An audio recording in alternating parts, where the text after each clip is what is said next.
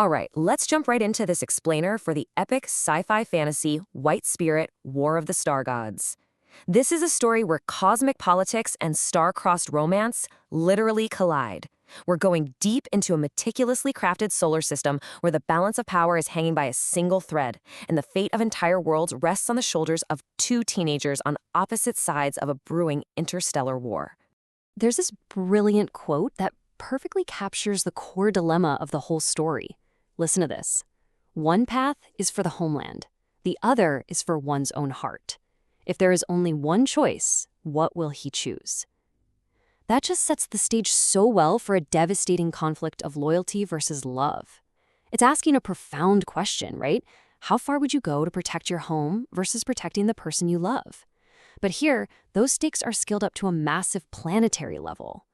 So before we get to the individuals forced to make this impossible choice, we've kind of got to map out the cosmic chessboard they're playing on. To really grasp the stakes here, we first need to look at the sharp divide across this solar system's 7 warrior planets. It's basically a tale of two worlds. On one side, we've got the 4 light planets. Think of these as your massive resource hubs.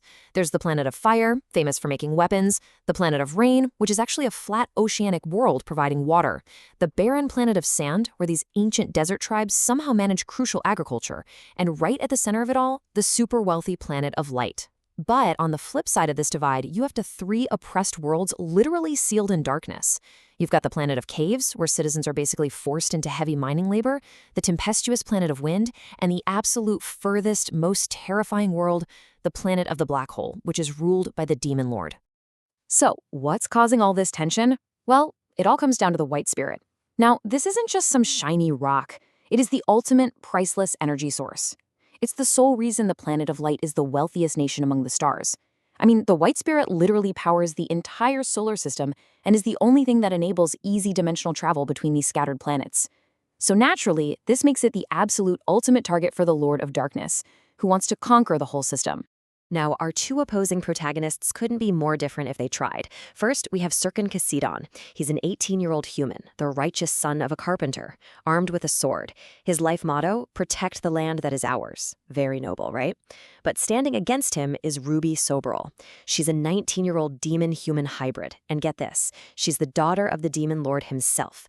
Armed with a changed dagger and dark magic, her motto is literally seize and conquer. She's a princess, but her father has sent her to the planet of light as an undercover spy to steal the White Spirit. And fate brings them together in just the most unexpected way.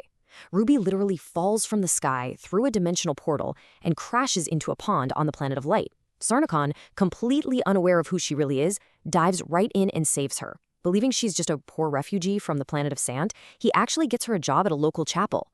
And as they start growing closer, Sarnakan, just trying to be helpful and proud of his home, innocently gives her a grand tour of the city. He inadvertently shows a highly trained enemy spy the most guarded secrets of his entire civilization. It's during this little tour that Ruby discovers the massive hurdle standing in her way, the White Protect. This is an impenetrable, high-density electromagnetic shield that guards the White Spirit. It is so dense, you guys, that not even the smallest weapon, or even a tiny insect, can slip through it. The royal guards are actually stripped of all their weapons before they even enter, and the shield can only be deactivated from the inside. It's a seemingly impossible heist. While she's figuring that out, Sarnakan's life is about to change drastically. Inspired by a wooden sword his dad carved for him as a kid, Sarnakan enters this grueling, multi-night warrior tournament. Driven by sheer determination, he ends up defeating 2 incredible fighters, Leon and Quartz. Not only does he win the whole tournament, but he earns Leon and Quartz's respect so much that they become his trusted left and right hands. Because of this massive victory and his father's previous royal contributions, the king shockingly appoints young Sarnakan as supreme commander of the Light Army.